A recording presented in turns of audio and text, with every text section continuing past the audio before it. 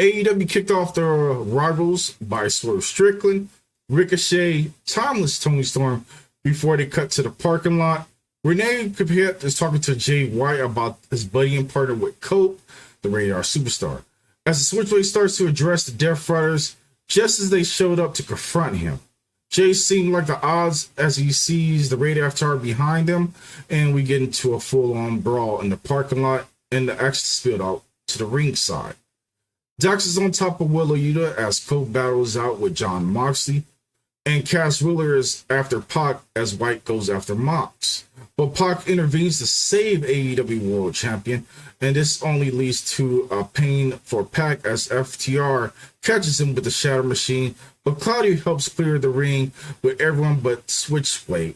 Before he and Mox starts laying in the stumps, this is where the Cope enters the ring, and a rated FTR charges at Mox, only for Claudio to take the verbal bullet instead, being laid out with the spear by Cope.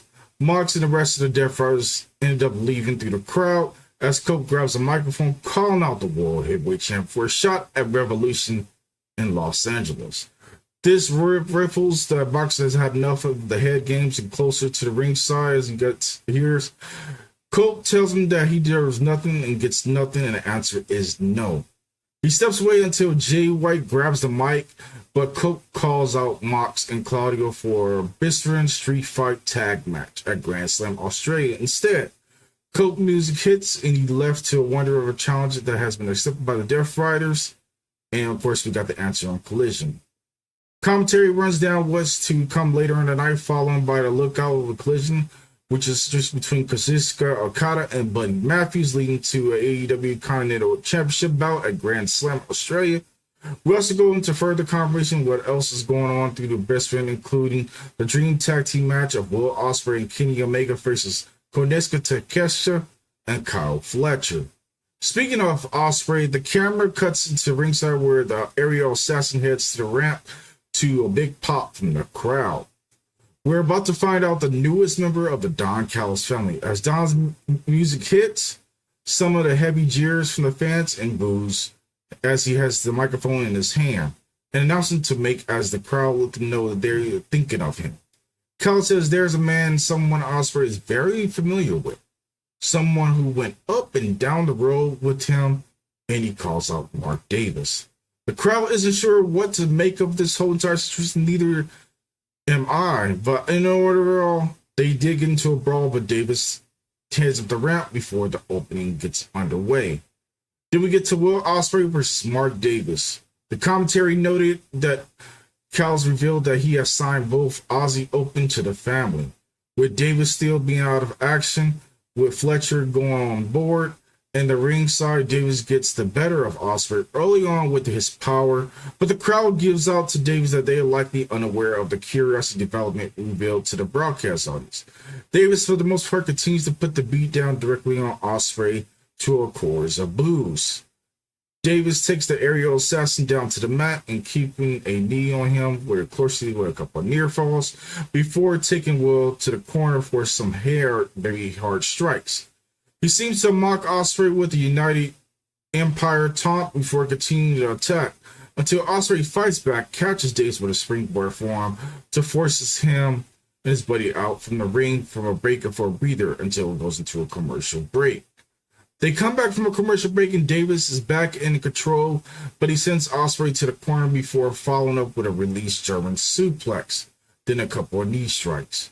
Davis continues to beat down for a near fall, but Ospreay manages to fight back.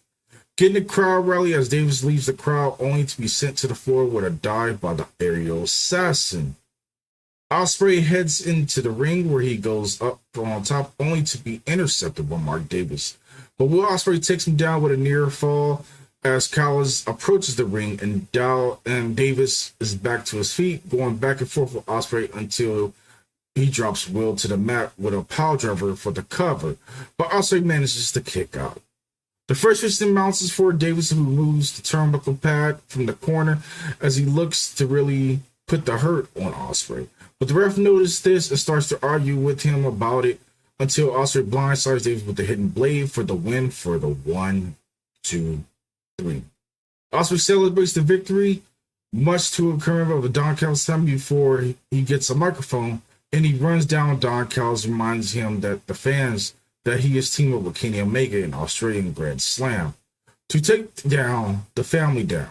Omega makes his way down, of course, with Omega chants, looking as Mark Davis is walking up the ramp with Callis to seem to make a escape from the moment. Omega addresses Mark Davis and says he doesn't understand what Callis has over him before his attention to the Grand Slam Australia match. Takeshita is to be held back by Callis and Fletcher as Omega offers to get into the right then and there for a fight. But otherwise, pack your bags. We'll see you in Brisbane. Omega says it's a long time since the people could really feel what he's feeling, but now that he's back, the feeling is back.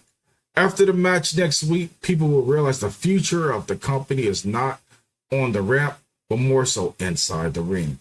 He leads the crowd in his formerly known catchphrase as I bid you them good night, mwah, goodbye, bang. Then, of course, we get to the big pyro on stage, which helps to run the family off as Omega admits that he has scared him. And, of course, the commentary runs down the upcoming main event of Strickland versus Ricochet, including Omega and Ospreay heads up the ramp, and they go to cut to a video package. After weeks of back and forth between the pair, Strickland and Ricochet path finally crosses in a one-on-one encounter in tonight's AEW Dynamite.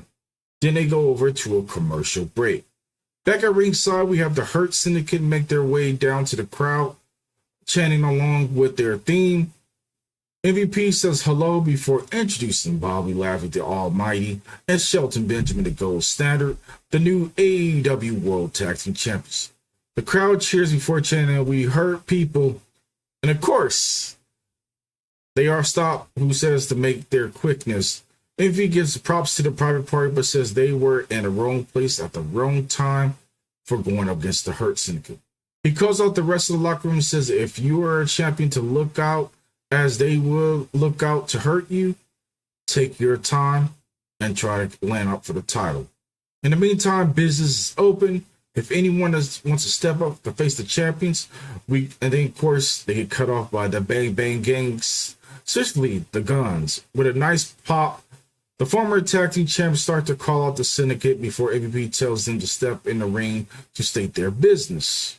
The Guns enter the ring, introduces himself before stating that they're ready to take their tag team titles.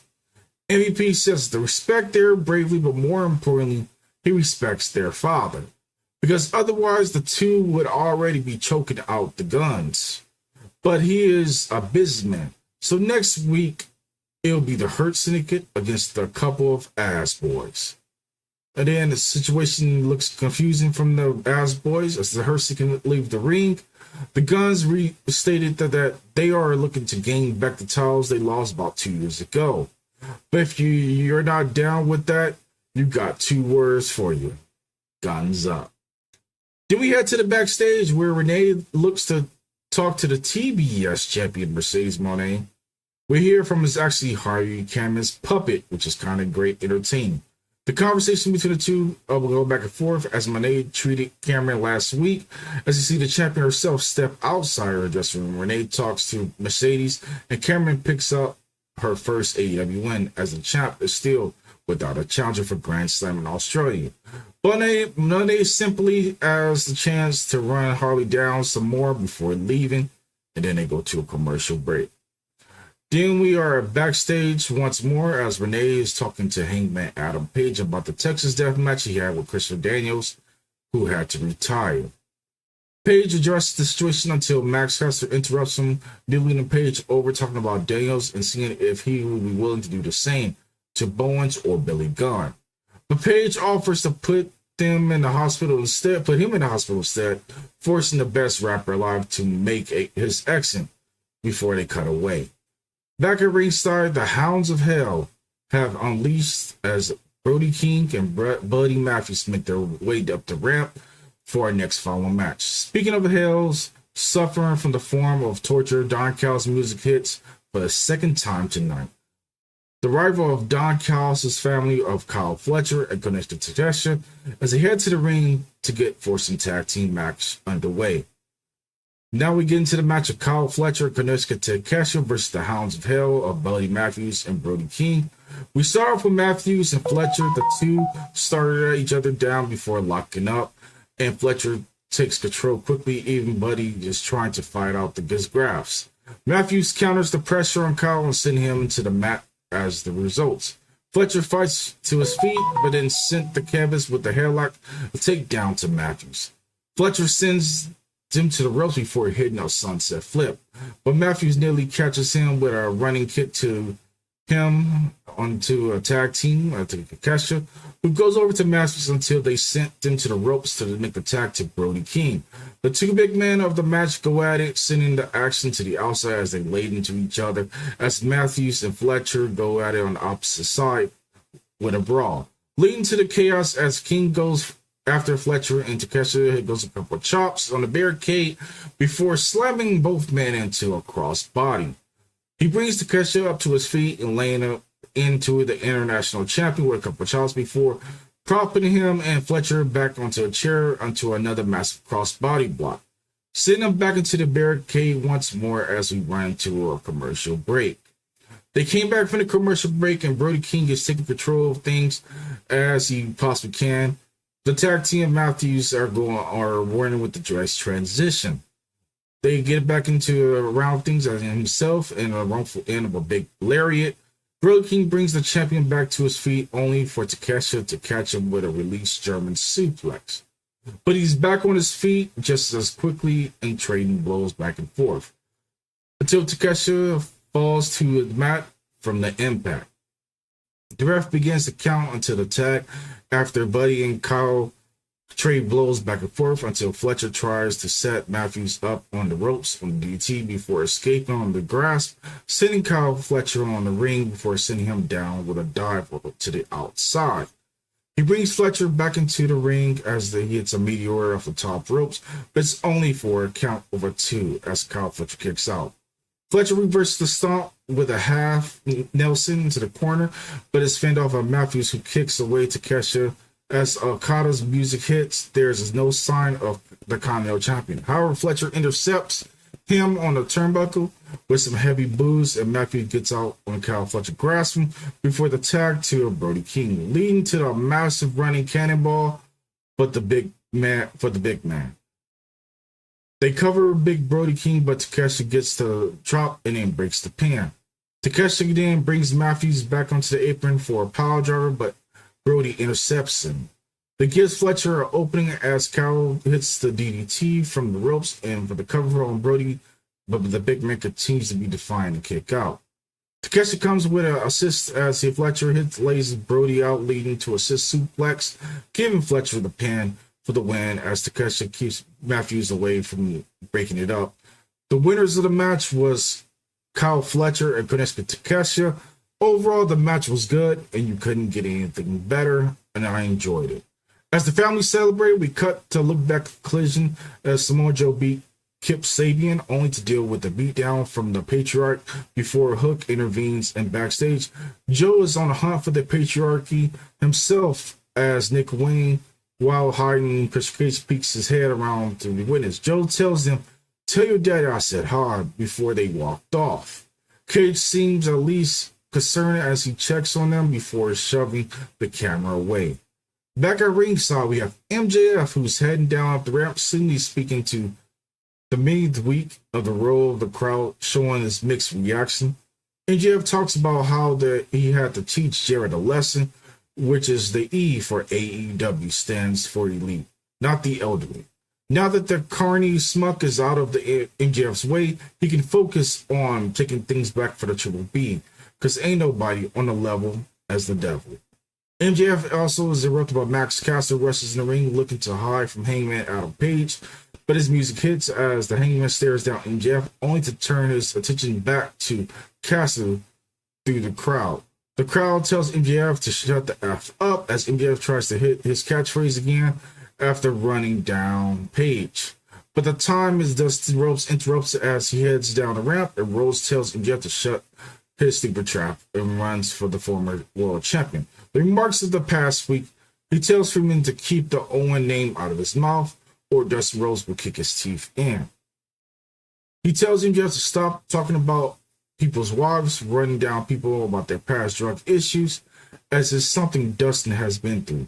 He is 16 years sober and has been through hell, but says MJF is not the devil. Dustin Rhodes says that he's the last of his kind, but he's gone. The mold for being broken forever. He's better than MJF, and he is freaking knows it. Dustin turns away as MJF responds by giving Real Rhodes a round of applause before running down Rhodes, mocking him about the whole situation. Took him 37 years to get out from under his dad's shadow, and more importantly, he took a stroke of nerve of Dustin's as MJF continued to go back and forth.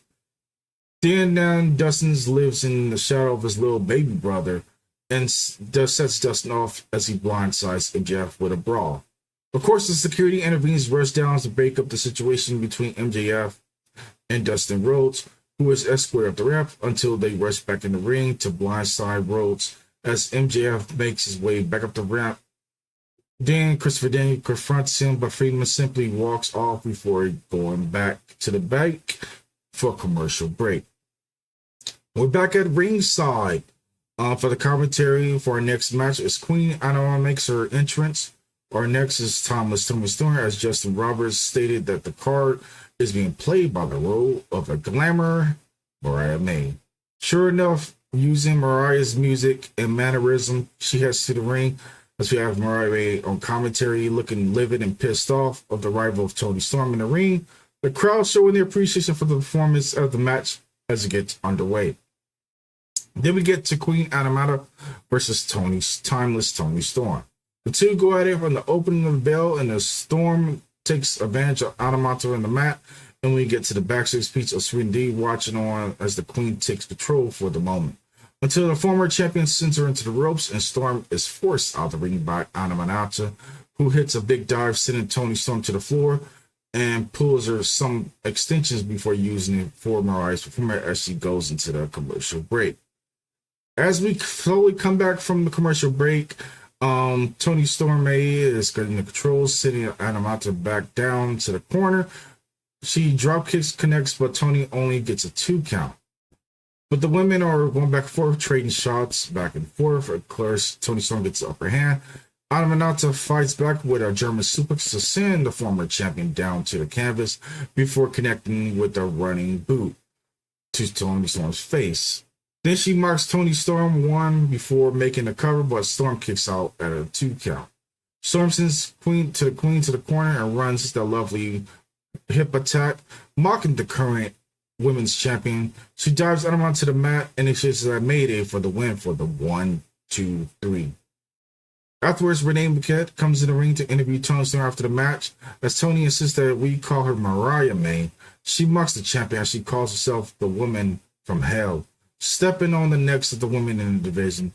This angers the real Mariah May enough to step into the apron, but chanting which one is it, only for her to get even more madder as she walks away as Toni Storm baited her to try to have a fight.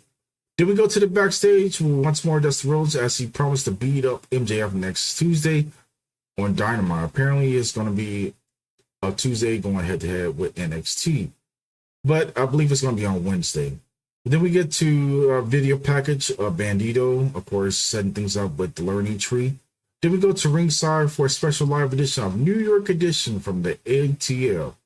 As Brian Keith points out appreciation for the Learning Tree, the crowd outside Atlanta chants ATL in response to Jericho talking about Bandito, the most wanted man address.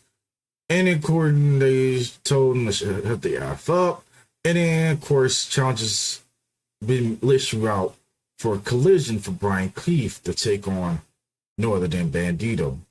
But of course, the New York Minute graphics are still up as they go down up the ramp. And Hobbs fights off the security as he and Big Bill steps up for a stare down and turns to a fist bump very quickly. Where Hobbs lifts Bill once on the announce table to continue to fight, and the camera cuts to operation as it knocks down the cameraman to the floor, seemingly cutting this way back and forth as this is going to be the battle of the meats. leading up to the commercial break in the near future.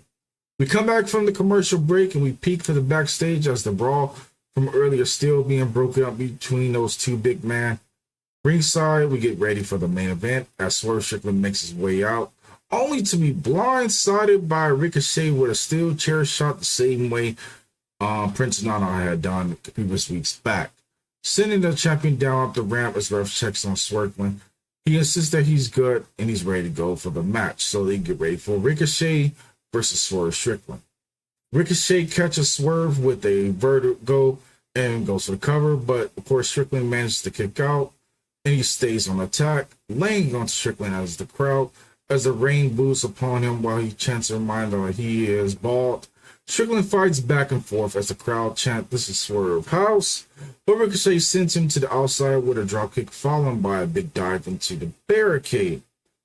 Then things continue to pick up the momentum as he sets Strickland up on the barricade as he fought off by Strickland, who catches him mid-hurricanrana for a powerbomb onto the barricade, which was devastating. And of course, the crowd chanted, "This is awesome," and they were shocked. As they got on the floor and he pursued Ricochet to the corner, he takes a turnbuckle pad off before diving to the leg of Ricochet onto it, furthering damage as they go into the commercial break. Then things continue to pick up after the commercial break as Swerve and Ricochet are back in the ring going back and forth as Strickland is taking control as he heads up to the top for a Swerve Shrunk, but Ricochet intercepts and sends him to the mat for a near fall. And of course the crowd is still chanting "Who is bald?" as it echoes through the whole entire arena. Ricochet goes back on the attack and keeps Swerve down with a couple of hard shots. Strickland catches him at the ropes before powering out of the Ricochet grasp as they go back and forth with reversals and counters the majority of the match. Swerve takes Ricochet to the canvas before the cover for Ricochet kicks out at 2, and then the match continues to flow smoothly. Ricochet fights out in half Nelson suplex onto the ropes to try to claw Strickland grasp, and before it's dropping him with a German suplex, followed by the house call. Swerve goes to the top rope to connect the Swerve Trump, the cover by Strickland, but Ricochet kicks out just before the 3, like mere inches. The action heads to the apron as the Swerve is about to set up with the Death Valley driver, but Ricochet fights out and he goes for a running boot, which is blocked by Swerve, only for Strickland to be sent to the floor with a lovely German suplex off the apron. Then Ricochet sends him back into the ring for a 450 splash, but it's only good for a 2 count. The shooting star press continue to be pressed up for Ricochet for the cover. Once again, Swerve manages to kick out. Ricochet heads to the corner for a spirit gun, but he gets laid out with the house call instead. Swerve goes to the top rope for a Swerve stomp, but Ricochet blocks him with a low blow. Then he hits that lovely spirit gun for the connection, and it comes to an end as Ricochet became victorious.